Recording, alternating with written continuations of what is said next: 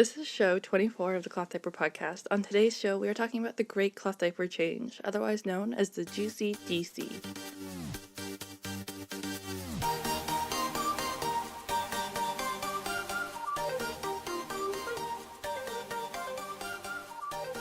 Hi guys, it's your host Bailey here. If you've noticed, we have gone to an every other week kind of situation. I was publishing weekly and it was making me go crazy. I love the Cloth Diaper Podcast. I find that it fills me with so much joy and love, and I love sharing all the stories and I love hearing the stories, but it's a lot of work for a one-woman show. So we're going to be releasing every other week going forward. Sometimes we might have 3 shows a month. Sometimes it might be every week. It just really will depend on my mood, what's happening, how much I can take on. And right now I'm at capacity because the Cloth Diaper Podcast doesn't make me any money. It just is a money suck, which isn't a bad thing because sometimes you're allowed to have hobbies that fill you with joy. So today I'm recording the intro with a house full of children because it's been like freezing cold for a couple weeks now. I don't live in Florida where I know you guys have the air conditioning on. I live in northern British Columbia where it's been like minus 20 or 4 degrees Fahrenheit for too long now. Circling back to today's show, today we are talking about the GCDC. So I reached out to the GCDC, or the Great Cloth Diaper Change, to help answer a couple really basic questions about what it is, how you can get involved. And so my guest today is Karen. Karen is a mom of 4 in the Calgary area. Calgary is in Alberta, British Columbia. No, Calgary is in Alberta, Canada. So it's the province next door to me. It's right above Idaho and the Dakotas, if I have my geography right. I'm not looking at a map. It's also cold in Calgary. Calgary gets some crazy kinds of weather. She's a mom. She has 4 kids. She just takes care of them. She does that day in, day out mom life thing. And she doesn't represent a brand. She doesn't represent an organization. She's just a passionate member of the cloth diaper community who is organizing the Great Cloth Diaper Change. And today she's on the show to answer some of my questions about the Great Cloth Diaper Change, talk about its history, talk about where it's been, and where we're excited to take it in the months forward.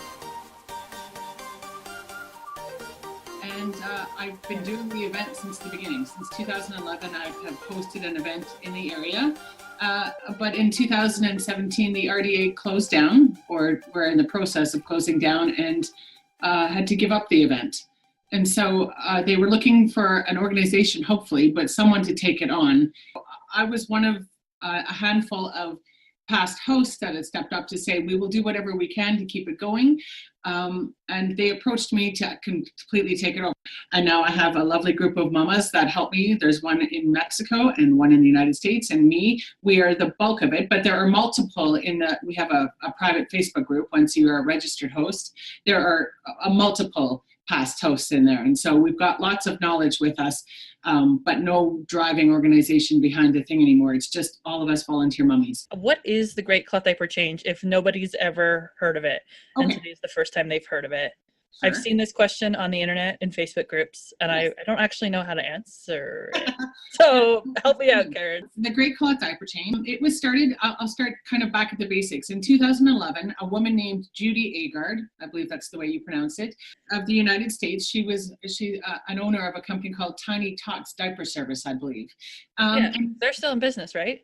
Yes, Tiny Tots is still around. Judy has unfortunately passed away since, but the group, the company is still functioning, yes, in the States. Okay. And they had decided that, like, for their community, whether it was Tiny Tots community or the cloth diapering community in their town, they were going to put on an event around Earth Day. They sort of chose Earth Day as their time of year, and just kind of get together and celebrate cloth diapering, try and get some info out there to people who didn't cloth diaper yet, and just make it kind of like a family event.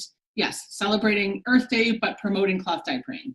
And then as kind of they talked to some of their suppliers and a little bit more of their network, it started to spread a bit that they were doing something around Earth Day. And then a couple of the mums, Judy included, decided that maybe they would get in touch with Guinness and see what they could do about possibly setting a world record, knowing that that type of an event would then hopefully get more news coverage or something like that. And then, of course, it would, of course, achieve their goal of getting more information out to the general public. And so that's how that started. It kind of really snowballed out of control really quickly in that first year. By April 2011, they had set up the Great Cloth Diaper Change. We had been in contact with Guinness, and they had set up some rules, and we were off to the races. And so it started as like just this small, tiny little group of people wanting to get together to support cloth diapering and try and spread the word in their local area. But all of a sudden, by April, when they finally set up the date and chose the time, 5 countries were included and over 5,000 people participated. Crazy. Yeah, it was quite amazing. So that's where it starts. And of course, now we're into our 9th year, and there's plenty of changes throughout. In a nutshell, that's what the Great Cloth Diaper Change is. An event to promote cloth diapering and to try and get others to try it and to learn about it and to see the benefits in it. Yeah, and bring people together, right? That's kind of what I see. So you're bringing together Bring an opportunity to bring together the community. Correct. Yeah. Find other moms. Oh yeah. Parents in your neighborhood. If there's new moms, they want as much information as they can. Yes. Again, to find new moms in your neighborhood, anything like that, you can either bring them into it or get more information from them. It's a good way of sharing that knowledge. Yes. I've had this is gonna be my 24th show, and one of the things that a lot of my guests have talked about is that finding local community, that tangible community, has been so helpful. So I can see this event being so helpful for new moms and older moms who just need, you just crave meeting people. You do, for sure, especially if you are one of the moms that, like me, for instance, that was your stay-at-home mom and you're doing this. And I will say I had my first son in late 2007, and I was naive I knew I was going to cloth diaper. My parents cloth diapered me, and I just assumed there were options out there. And don't get me wrong, there were, but it was harder to find back then. Like, I sound so old when I say back then. But really, it was way more difficult than it is now. Now they're already becoming a little bit more mainstream, thank goodness, and it is easier to get that information out to people. But I'm telling you, I was the first in my immediate family to have the grandchild. And so I remember checking in with my mom, and she had just made her own because it was the 70s. And I thought, I could do that. And I knew I wasn't going to do rubber pants. I had looked into it enough to know that there were new fancy covers with Velcro and stuff. But it was daunting because there was nobody in my inner circle, my cousins, my friends they all just went disposables, which is fine. Don't get me wrong. I'm neither pro nor con, but I couldn't get any information. And so, yes, when you can get that circle and people with more information, and then you feel that support, you're also a little bit more willing to just go for it or to try something new or not give up. So this year, the GCDC is going to look very different, right, than past years? There's a lot of changes. And what we've done is, so in 2011, we set a Guinness World Record. It was for the most people changing cloth diapers simultaneously. And by that, I mean, they set a time. It was 9:30 Pacific and then 10:30 Mountain and 12:30 in the Eastern time zone. And that meant in Europe, they were in the evening and late at night. And in some cases, in 2011 and 2012, our participants participated at 2 a.m., like in the middle of the night. It was quite insane. So in 2011, we set that record for 5,026. And in 2012, we broke that record with 8,251. Awesome.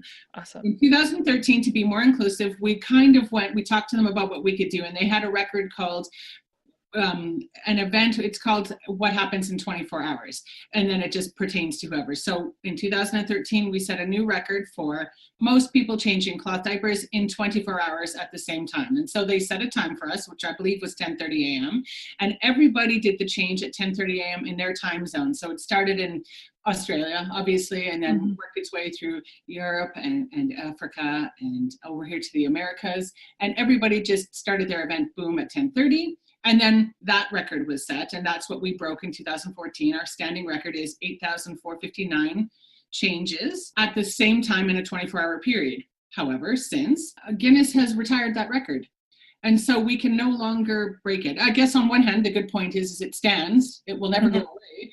Yeah, they've retired that record, so we can no longer challenge it. And so now what the GCDC is that's why it's become more of a community event. We still try to check and challenge that record. We want to try and get as many people out as possible, but we can now maneuver a little bit. With Guinness, we had a bunch of requirements that we needed to have, 25 changing pairs per location in order to qualify. The adults had to be 18 plus. the changers, and the children had to be 39 inches or smaller. They, of course, just have to set some parameters so that you have a goal to do whatever.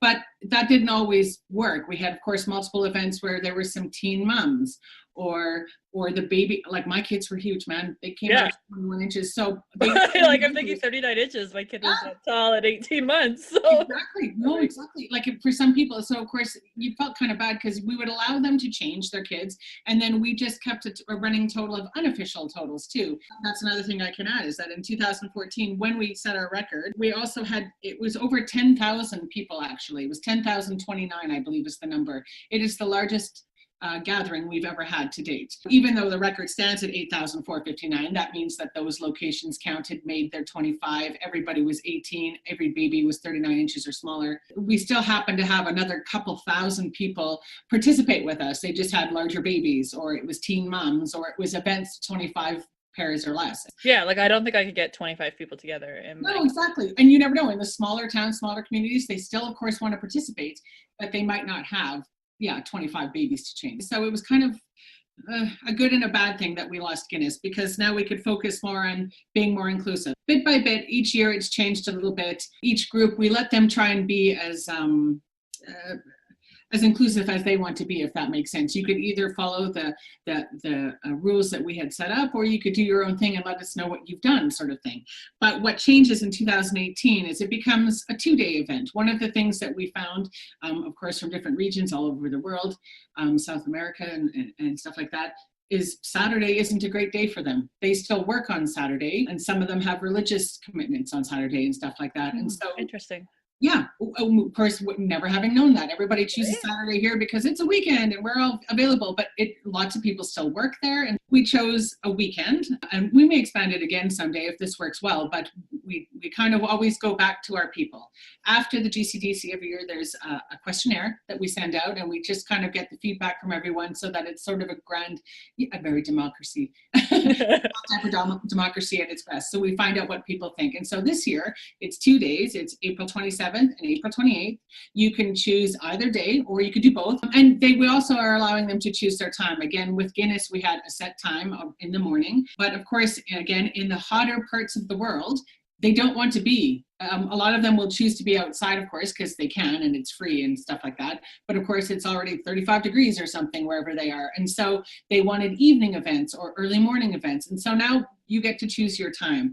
Everybody will do a simultaneous change at their specific event, but they get to choose which day works better for them. They get to choose which time works better for them. So we're hoping that can help make it more inclusive as well. And it will bring more people to events. Because of course, sadly, over the years, there are people that have missed events because, again, their kid wasn't large enough or small enough, or they weren't old enough, or it was in the morning and they couldn't make it, or what have you. So I'm really looking forward to your change, just because trying to get a hall rental on a Saturday at 10, impossible. So I'm happy that you're from Canada, because then you'll understand this. But the first few years locally here, I actually set up our event in Canmore. And even in Canmore, April is already the start of wedding season. Like, I was competing with so many things, it was kind of ridiculous. And it's winter. It's still winter. There's going to be snow on the ground. So I have to do it inside.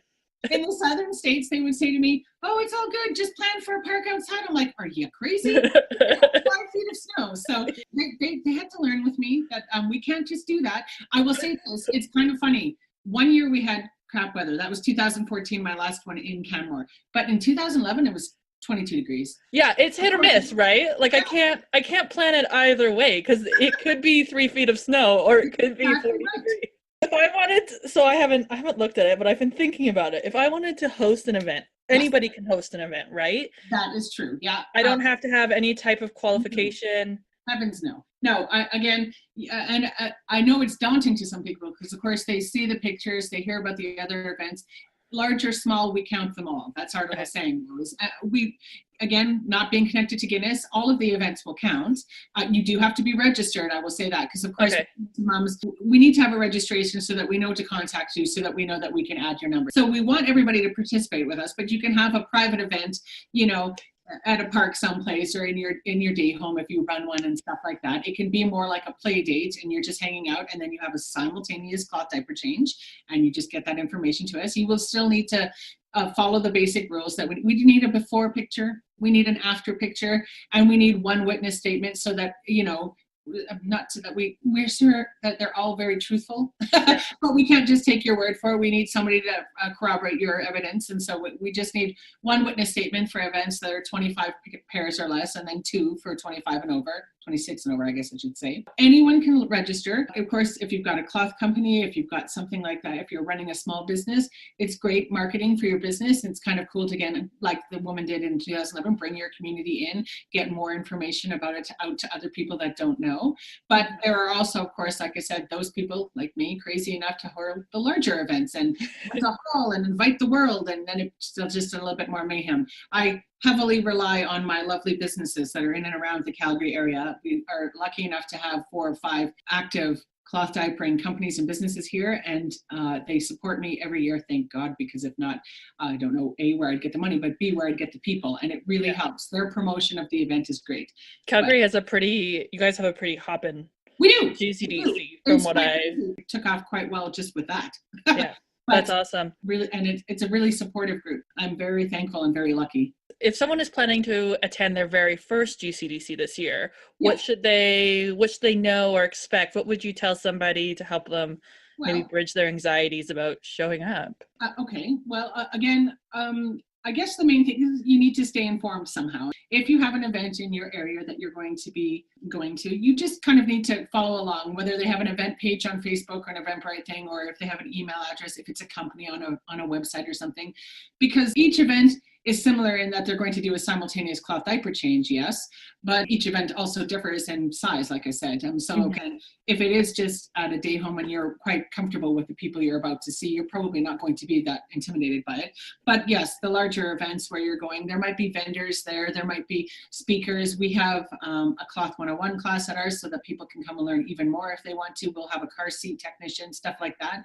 And so if you just keep in touch with your local event, most of them want a form of pre-registration, just so they kind of know the numbers that they're dealing with, of course. You can check on our website, like I said, there's always a list on there of the upcoming ones. But if you get in touch with your people, then you can find out kind of locally what to expect at each area. Because of course I can't really tell you what to expect in the German location or the Finnish location, just, but if you... And I'm going to assume, you probably know a few of these hosts that if somebody was to just reach out and email them or call them or whatever, they would totally be okay with that. Oh, of course. Yeah. These are friendly people, right? We're just going to, I'm going to say. I mean, if it's a closed event, they'll let you know, and there might still be something more in your area. Because of course there will be a little bit of that.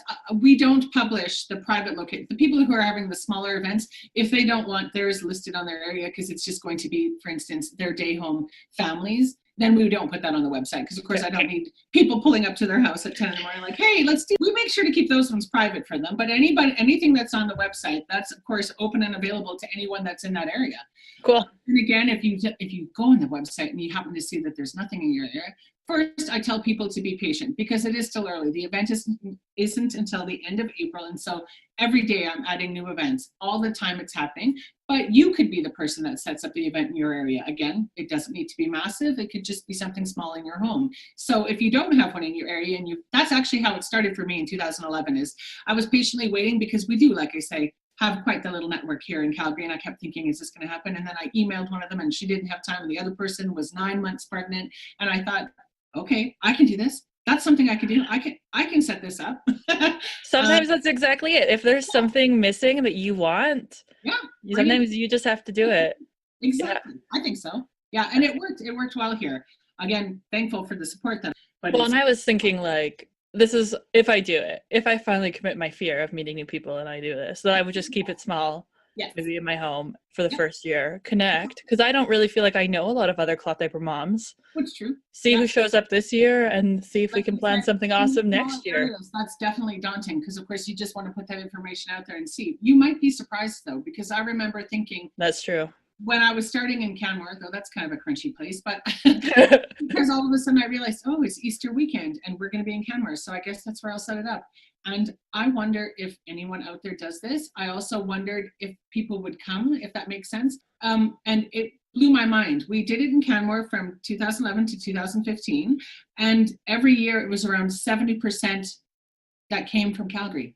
I know. Right. And it's a lovely drive and it's a great place to go. So weather, permitting, it wasn't really an issue. But every year I was like, oh my God, I hope people 70% would come from Calgary. And I think, holy cow. And yeah, it was, you just don't know. But then you do start to build that community. It's funny because I'm sure this is the same with people all over the world. It can't just be me. But I have this cloth diaper community online. And I never meet them because, of course, you're at home doing your thing and they're at their home doing their thing. And then once in a while you go to these events and, oh my gosh, that's who you are. And you put a face to a name and it's awesome. And then those types of relationships build and it's great. So I did go onto the website last week. I haven't checked this week, but I saw there were a ton of international events. Yes. That blows my mind. Like, I know. It's yeah. Last year was a little bit of a blip. Again, last year was the year that the RDA closed. And so it kind of... A hiccup. Yes, there was a bit of a hiccup. We still had tons of events. Don't get me wrong, we ended up with 120, but we started a month, 6 weeks later than we usually do. It took me a long time to get all the information from them, get the website up and running. And so I think actually last year was pretty good. I can't quite believe how we managed. However, this year we opened registration the first Monday after the New Year. But we have 155 registered locations right now. It's in 12 different countries already. We've got full months that people can continue to register, and I'm hoping for more because we managed, I believe it was 11 countries last year. Our highest total of countries, we kind of hovered around 18, 19. The years that we were making the records, we've had as many as 19 countries join. Oh, wow. So what's the last day you can register? April 15th. Okay. We always set like the middle of April, and what I try not to do is that's not a hard close. Again, for years past, we always needed to have a hard close so that we had the numbers that we needed to get to Guinness ahead of time to follow up on things and what have you. So just try to get your act together by April 15th. Exactly, kind of. People can easily email me post April 15th especially if they're setting up like a small indoor intimate one, right? Mm-hmm. Of course, you can contact us and we will add you to the list. I say April 15th because the reason we try to do that is because we do have some of the larger events, even some of the smaller events, if you will, that try to contact their local media, get that word out, and we want to be able to give them that kind of information, the numbers of registered events, who's coming. But I can always get that information to people and just let them know that it's ever changing. And it really podcasting is fairly international. I actually have quite a bit of international listeners. If you guys are looking, don't worry, this isn't just Canada and this just isn't the US. Go take a look. I saw a ton in Mexico, I saw a ton in India, and a couple. Yeah, India came on last year because I was following an Indian bump up. I want to say bump it down. I think that's what it's called. Yeah, that's one of the brands. Yeah. And I just started contacting them because, of course, I knew my numbers were low, but I thought, you know what, we've never brought them on. I brought them on last year, and there's a dozen online already, but there has to be 5 or 6 more in the waiting. Again, I have registered locations. As I've said, there's 155. Obviously, there aren't 155 on the website yet because everybody has to find their location and then send me that information before I post. And so that's sort of that weird glitch. But yes, we have dozens now of Indian locations, and Mexico has imploded too. Yes, like there must be 50. Honest to gosh, they're crazy, but they're so excited. There's multiple, because of course they have massive cities, right? They have some cities that are 5-6 million people, so they'll have 3 or 4 in each city too, which is awesome because then people can kind of choose time and date for themselves too. Oh, I can't make it to the morning one, but I'll go to tomorrow's. It's at 2. Awesome. Yeah, that's amazing. Totally. I sometimes get caught up in this idea that like cloth diapering is only here in Canada, but it's so international. Yeah, and there's one in Japan, and we've had Korea before, and yeah, so it really is. It's international, of course, and they kind of might do it differently, but it's all in the same idea. If that makes sense. Because you just need to have a baby and a cloth diaper. Well, there you go. Like right? If you want to be a participant, that's all we say is we need to have it because there's no longer any restrictions on height or weight or size or age. A diapering child. Yes, you need to have a child that is in a diaper. It doesn't even need to be a cloth diaper because we everyone. If you are regularly a disposable mom but want to try cloth diapering or come and learn or just be part of the event, you can borrow from a friend, or quite often the events have loaner diapers, and you can just come and participate to be part of it, to learn about it, to be there, and that's completely fine. So you just need a child in diapers, but doesn't need to be cloth diapers. As long as they're changed into a cloth diaper that day, then they qualify. Awesome. And so that's the main thing. Learning, education, bringing together community. Beautiful. Today, is there anything else that you feel that people should know about the GCDC? the Well, Great Cloth Diaper Change. I I guess think you've covered a lot of I think topics. we really have. I guess if you need information, we have a Oh, yeah. website, of course, and it is the gcdc.weebly.com. Okay. And I realize it's kind of lame, but I mean, it's free, so we take it. Oh, the gcdc.weebly. The GCDC. Yeah, Okay. but again, if you search Great Cloth Diaper Change, you will find it on Facebook, and the link is there. We're on Facebook, Instagram, and Twitter. Not that we do all that much, but there is an element of following us during the event. April, as we're leading up to it, we have an Instagram daily photo thing that we do. Okay. To ramp it up before the day's Yeah. event, because of course it's not till the end of the month this year. Some years it's the first week, this year it's the last week. So we have lots of photos that we'll be taking, promoting the event, and just again celebrating cloth, celebrating our families. We talk about accessories that you use in cloth diapering, and anything that tips and trades and stuff will, and things like that. And so yeah, just trying to get people talking about it more.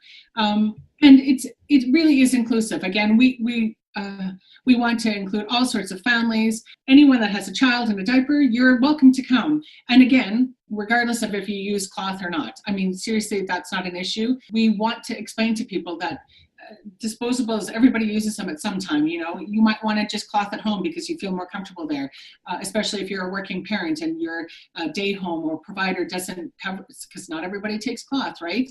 But if you want to do it part-time, we're completely welcoming that. Yeah. We want people to know that anytime you use cloth, obviously that's one less disposable going into a landfill.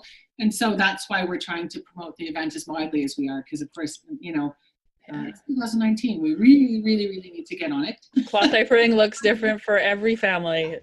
You get all sorts of variations and stories. Why is this still a passion for you? Like, why are you still doing this? I guess because it's an odd thing to say. It needs to be done. I mean, I know that sounds kind of cheap. So I started in cloth diapering, and I told you I didn't have much of a group around me, and it took me a long time to get comfortable and to find the information. And so I love being that source of information for people. First of all, I like being the one that can explain it to them, trying out new things. And again, I always say this because I also run a cloth diaper loan program here in Alberta, and I am far from an expert. I don't expect to know everything, and of course, every day there's something new. Oh yeah. And the girls are just out. I mean, they were in the GCDC here last year. Okay, so you're not that far out. No, we just in May. And so you just find this is just kind of like your little calling. This is how you've been asked to step up in your community. It kind of feels that way because again, there was a lot of pushback from friends and family when I started. Oh, they're too expensive, or you're not going to like it. And I thought, I haven't even tried. Like, that's not a reason to not try.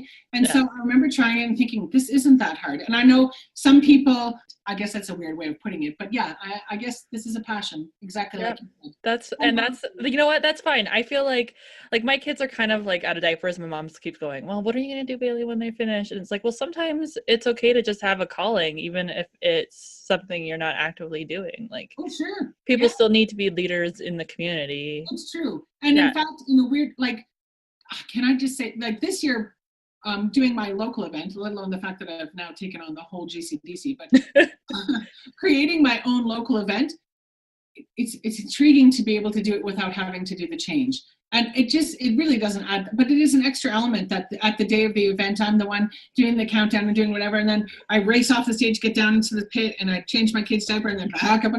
They're just going to be there. They're going to be there to support mommy and the event, and they're always there, and they're always really good. My older kids have been doing that for a couple of years now, obviously. But yeah, it's very similar to like a breastfeeding challenge. I've been to a couple of those. Yeah, same idea. Okay. Yeah. Well, thank you so much. I have learned so much, and I can't wait to share this with everybody who listens to my show. Thanks for taking the time.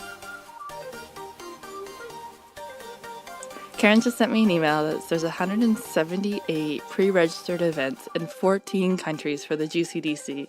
So there's a good chance there might be a Great Cloth Diaper Change near you. This would be a great event to bring any skeptic sister-in-laws, sisters, friends to, because there's something about being able to touch and feel and see a cloth diaper get changed that can really make a huge impact on someone's perception of cloth diapering. Because for the last 40 years, disposable diapering manufacturers have done an amazing job of convincing us to go disposable and ditch cloth. And there's definitely a lot of myths floating around in the community and a strong opposition to even consider cloth diapering. But it is easy and it is hard. But at the end of the day, those of us who cloth diaper, we wouldn't do it any other way. Well, maybe we would. Or maybe I shouldn't speak for everybody. So wherever you're listening today, don't forget to hit that subscribe button. Subscriptions are important. They let people who want to work with me know that there are people who listen. And I definitely have been turned down by a few brands who didn't think I was big enough. So let's make every subscription matter, because this is a great show. I thoroughly enjoy bringing on all sorts of guests. And if you are listening and you want to be a guest, hit me up, Bailey@clothdiaperpodcast.com. All you really need is a stable internet connection and some sort of audio input device, and you're good. Usually chats last about 40 minutes and they get edited down to this 30-minute show. We can chat about whatever topic you're passionate about. We can talk about your brand, your business, your story, whether or not you disagree or agree with something that I've said. Let's bring a wide array of opinions and diversity back to cloth diapering, because cloth diapering is just that. It's about a spectrum of experiences. You can follow the Cloth Diaper Podcast on Facebook, Instagram, and I think that's about it. We also do have an email newsletter, but I'm struggling to get that going. MailChimp and I are not getting along for some reason. And the show notes for today's show, as always, available at clothdiaperpodcast.com. Until next time, bye guys.